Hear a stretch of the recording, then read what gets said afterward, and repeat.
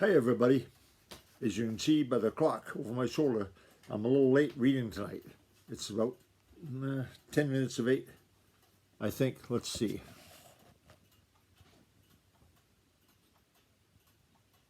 Yes, 10 minutes of 8.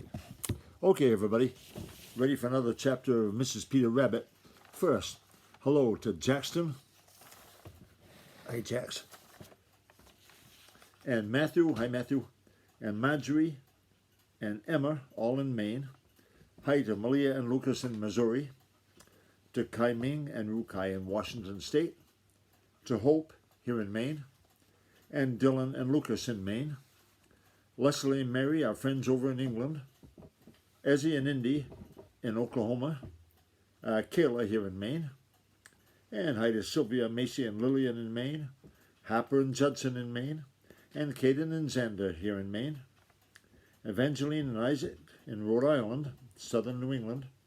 Mabel in China, the country of China. And Oliver, Madeline, and Wyatt out west. And hello to Alex up in Passadumkeag. Okay, chapter 22. Sammy J becomes curious.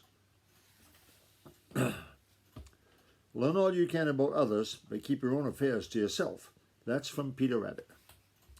Of course it was Sammy J who first found out that Peter Rabbit was back in the dear old briar patch. Sammy took it into his head to fly over there the very morning of Peter's homecoming.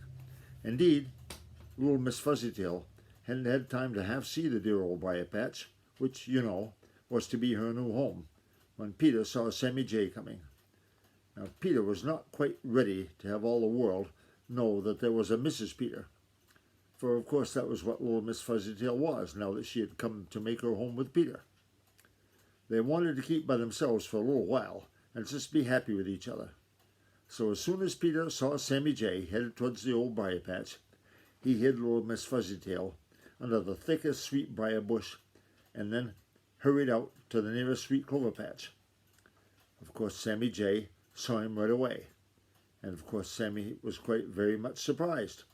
"Hello, Peter Rabbit, where'd you come from?" he shouted as he settled himself comfortably in a little poplar tree growing on the edge of the old briar patch. "Oh," said Peter with a very grand air, "I've been on a long journey to see the great world." "Which means," said Sammy J with a chuckle, "that you've been in the old pasture all this time. And let me tell you, Peter Rabbit, the old pasture is a very small part of the great world. By the way, Tommy Tit the Chickadee was down here the other day and told us all about you. He said you had fallen in love with little Miss Fuzzytail. He guessed that you were going to make your home up there. What's the matter? Did her father, old Jed Thumper, drive you out?" "No, he didn't," snapped Peter angrily. "It's none of your business what I came home for, Sammy J. But I'll tell you just the same. I came home because I wanted to."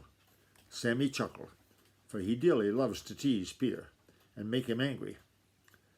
Then the imp of mischief, who seems always to live just under that smack cap of Sammy's, prompted him to ask, "Did you come home alone?" Now Peter couldn't say yes, for that would be an untruth. Whatever faults Peter may have, he is at least truthful.